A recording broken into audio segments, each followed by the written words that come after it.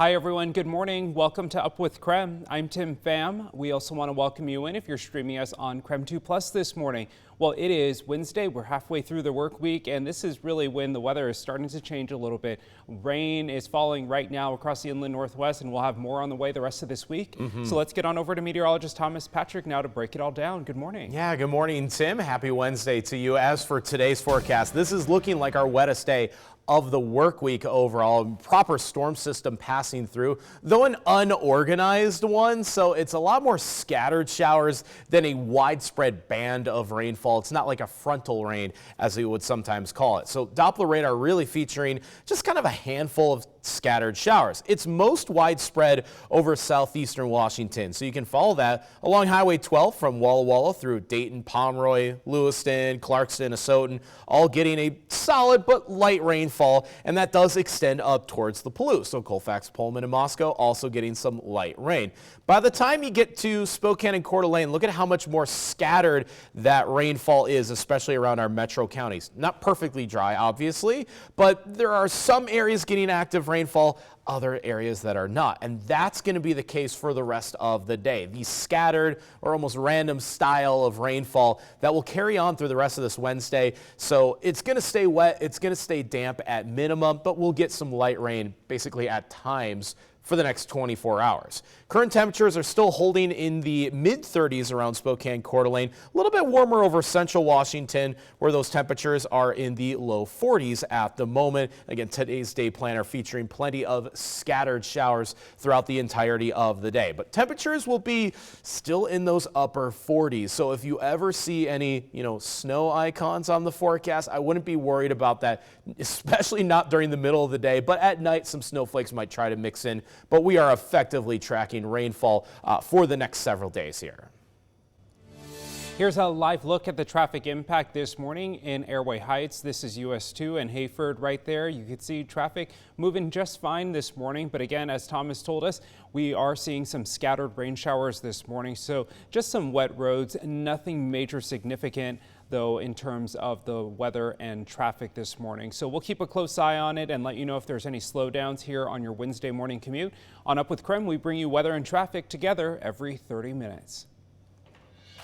Continuing coverage this morning, the Mead School District is requesting federal intervention into what they call state-mandated gender-inclusive policies. The Mead School Board sent these letters to U.S. Attorney General Pam Bondi and Secretary of Education Linda McMahon.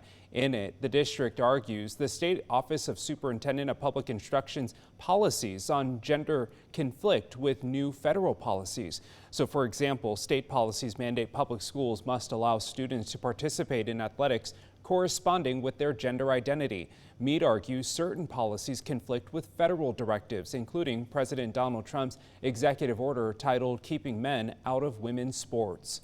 At issue is state and federal funding. Mead argues if they follow state guidelines, they risk losing federal funding. And if they follow the new federal policy, they risk state penalties. KREM 2 spoke with Mead School Board President Michael Cannon.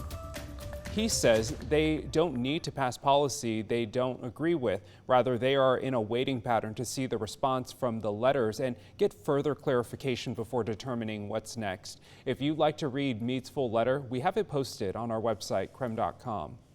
Also from the Mead School District, the principal at Mead High School is resigning. This comes following an extensive investigation into hazing allegations involving the football team.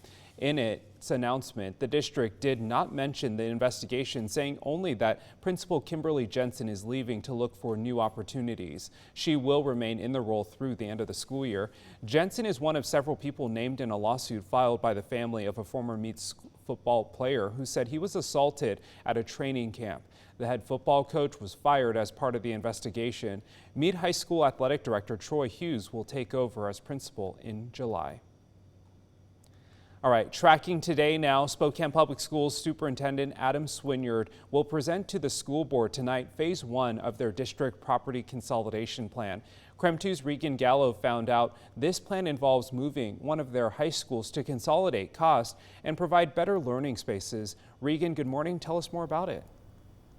Good morning, Tim. Well, in order to save up to $5 million within 5 years, Spokane Public Schools' first phase of their district property consolidation plan involves relocating the district's project-based learning high school, the community school. In January, SBS purchased River Point Building, located in the University District. The hope? To move both the administration building and the community school under one roof, while assuming current tenants for an additional $1 million in annual revenue. Originally an elementary building, the community school now serves high school students, but they have outgrown that space. SBS says Phase 1 would open learning opportunities and space for the students of the community school. Just the idea of being fluid and being able to use the space in whatever way we need is so exciting. We make it work. We turn hallways into recording areas, or we turn a small corner of a room into a conference area. SBS says Phase 1 would open learning opportunities and space for those students while also saving $750,000 annually in operating costs.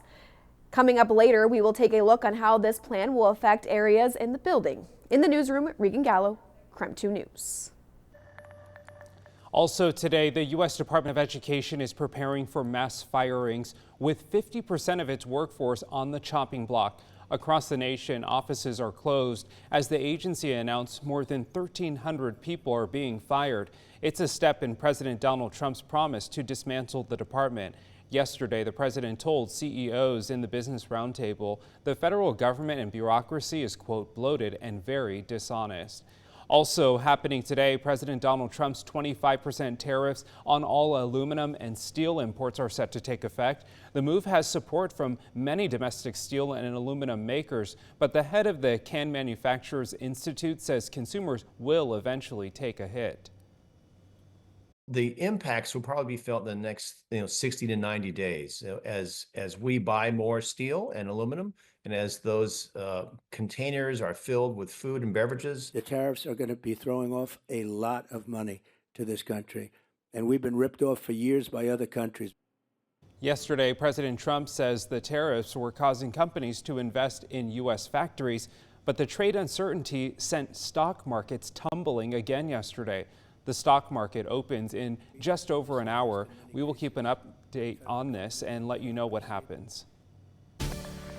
Time is 6:07. We'll take another look at our weather forecast. Looking like a pretty wet day today. And looking at this work week as a whole, it is today that will end up being our wettest day overall. So starting out the day with scattered showers around the Spokane area and mostly for eastern Washington and from Spokane to the Palouse, getting the most of it right now. As we look at the big picture here on our satellite and radar, our storm system is actually centered a bit closer towards Vancouver Isle. That's where the low pressure is currently located. So here is the anchor point of all of that rainfall. You can see western Washington and western Oregon are getting scattered showers as well, but this is pretty unorganized overall. So it's not going to be a wave of rainfall when this finally does cut through British Columbia, but it will keep those scattered showers basically intact for most of the day today. So maybe not a 24-hour rainfall, but on and off rain is very much looking likely from the morning to the afternoon to the evening hours, all the same. So scattered showers is keeping the area pretty wet overall. This is just the first of what's going to ultimately be a couple storm systems that will ultimately pass through the region. The first is today and tomorrow. The next will be over the weekend, and even next week's outlook is also looking at least decently wet. So we'll stay in this weather pattern basically through mid-March and through St. Patrick's Day, but temperatures do stay pretty mild overall. Mid to upper 40s for the highs today, and staying that way, again, for these next several days. Not much change to our weather pattern, so it will be a little bit cooler, a little bit wetter than average here.